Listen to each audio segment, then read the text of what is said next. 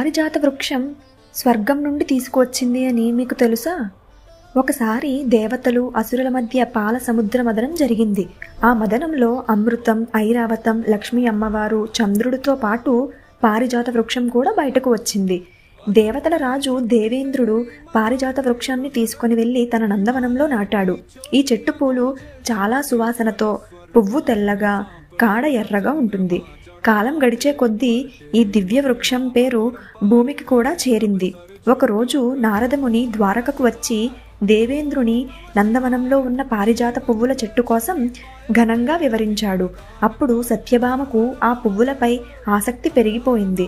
ఆ పూల చెట్టు తన ఇంట్లో ఉండాలని కోరిక కలిగింది. ఆమె శ్రీకృష్ణునితో తన కోరికను చెప్పింది.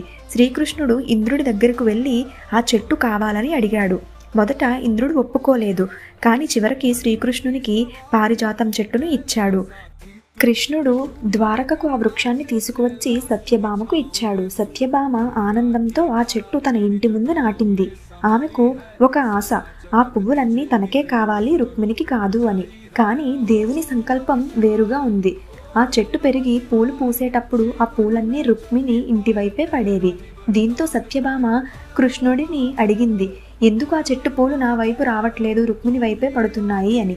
అప్పుడు శ్రీకృష్ణుడు ఇలా చెప్పాడు, భక్తి, వినయం ఉన్న చోటే దేవతలు నిలుస్తారు, ప్రేమ ఉన్న చోటే పువ్వులు పరిమళిస్తాయి అని అన్నాడు.